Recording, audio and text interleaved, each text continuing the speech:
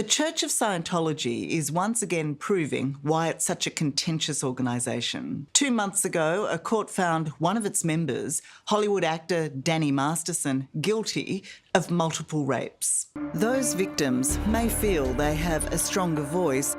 Now Scientology has been exposed through the Masterson rape trial. But as you'll see, for those disaffected by the church, the first and greatest challenge remains getting out. Oh my gosh, I was panicking, but I couldn't let anybody see me. So you had one chance at this? Yes, yeah, that was it. It's insane, it's crazy.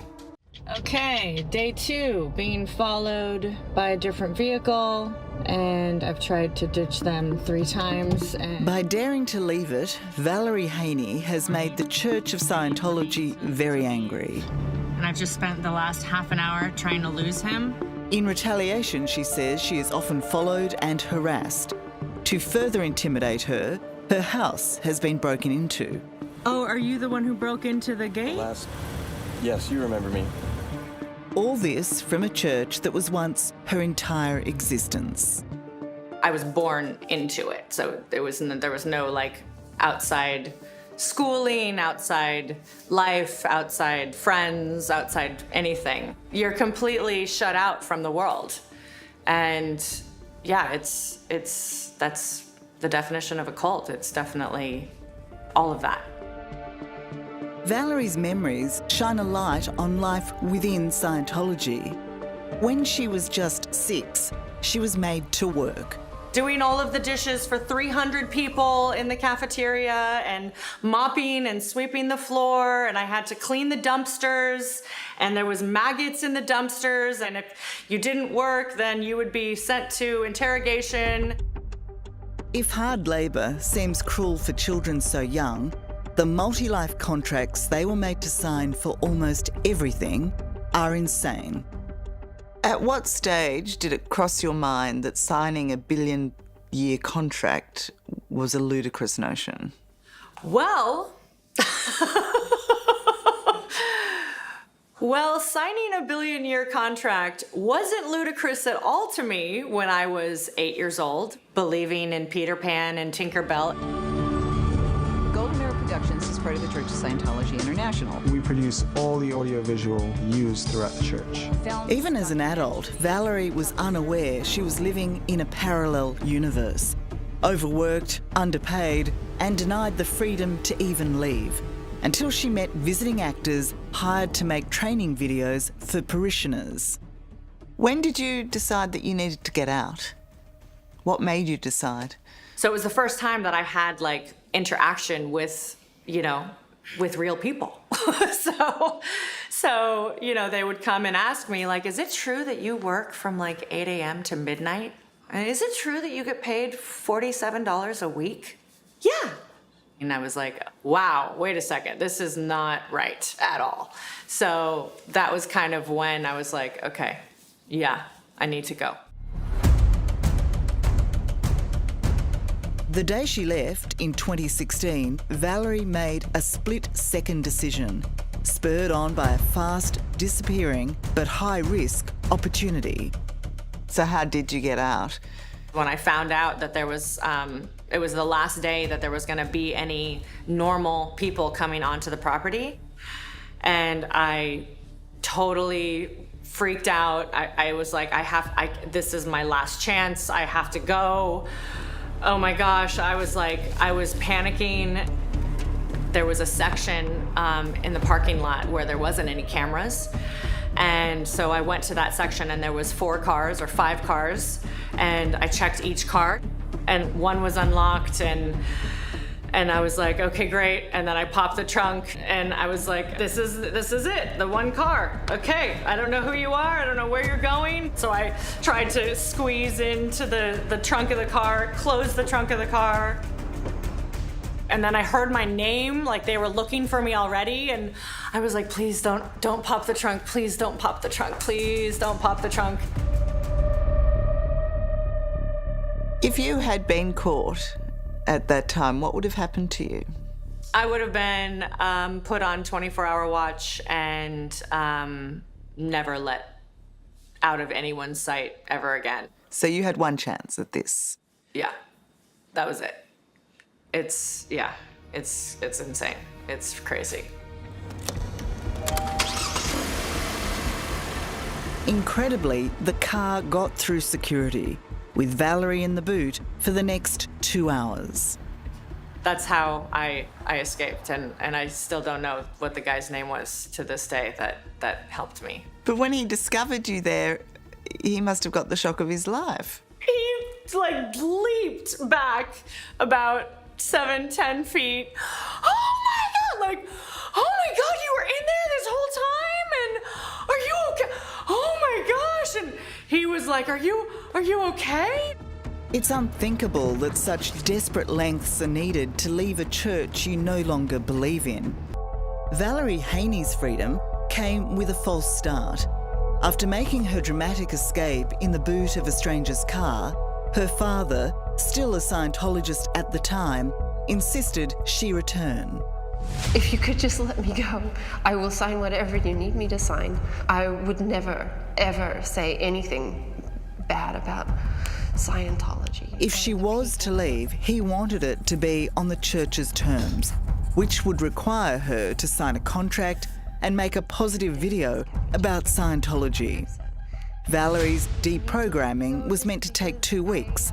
They held her for 3 months. What did they want you to say? What did they get you to say? They wanted me to say how amazing it was and how I was never held against my will and I was never abused at all and I loved it there and it was amazing. It was like a Disneyland paradise. Are you joking? Like, I'm literally in a room with an armed guard and 5 people outside the room. You have my passport, you have my ID, I have nothing on me. I can't do anything. But escaping to the real world is no protection against this bulletproof institution, as Valerie discovered when she tried to sue it, forced back to the compound once more to negotiate with her alleged abusers. You are making this woman go inside of the place that she was abused, trafficked, kidnapped, inside, back into the belly of the beast. Hello and welcome. You've probably heard of Scientology. He may not show it, but the supreme leader of Scientology, David Miscavige, is under immense pressure. The church's reputation is taking a beating, with multiple court cases hearing complaints of terrible abuses from former followers. But Miscavige has been missing in action, found by a judge to have actively concealed his whereabouts to evade taking the stand. Quite extraordinary behaviour from Scientology's Pope, though accountability has never really been their thing. But Valerie Haney is the face of a growing legal fightback, suing the church for human trafficking, kidnapping, harassment, stalking, and the violation of child labour laws. In Scientology, you have taken on a mighty opponent. Do you feel like he's still standing? Yeah, it's been a bit rough at times, for sure. They've tried to make it as rough as possible, but I'm not gonna let that stop me. Inconceivably, Valerie's first legal hurdle has been to try to overturn the contracts she was made to sign while in Scientology. Amongst the many over her 37 years in the church, she signed her first when she was just 8 years old. It was a billion-year pledge. All of the laws and the documentation and everything that they're making me sign aren't binding in the real world because I was a child when I joined this cult. But the real world is judging otherwise, with courts claiming they can do no else. Religious freedom means the contracts, no matter how long or onerous, cannot be questioned by the law. Can you explain to me how these contracts can actually be considered legitimate in a court of law? That's a great question. What's happening is that the courts are saying under our First Amendment that they can't read into or in any way assert the rule of law into what this quote unquote religion believes, which we're not asking them to do. We're not asking them to do that. Guy DeAndrea is Valerie's attorney. He is asking the courts to judge what Scientology does, not what it thinks. You can believe in human sacrifice. If that's what you believe, you can believe that. You can't commit that act, right? You can't do that. And that's all we're saying here. But the courts, for whatever reason in Val's case, are refusing to see that or refusing to look at it, at least at this stage. In other cases, judges have said their hands are tied. Do you agree with that? No, their hands are not tied. You don't have to look at the belief system. But to resolve the case, the court has ordered Valerie to return to the lion's den, to enter Scientology's internal arbitration process, allowing the church to be its own judge and jury.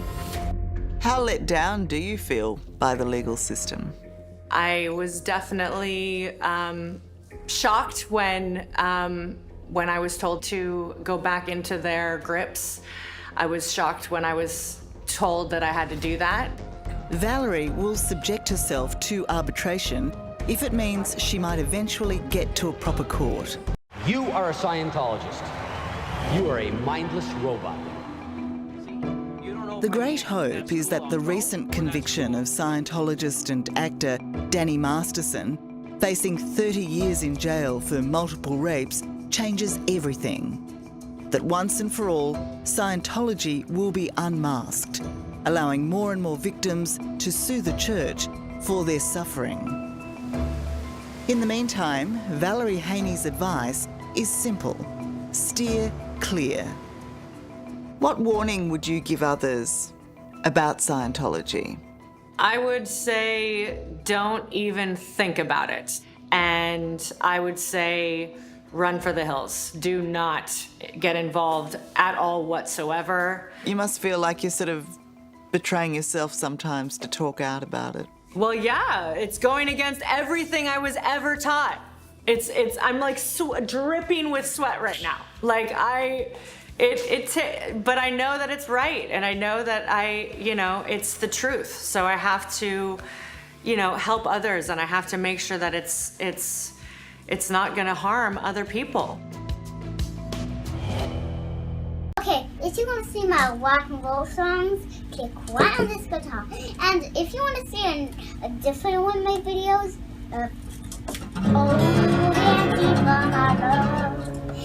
then you could click right inside here. If you have subscribed or not, subscribe right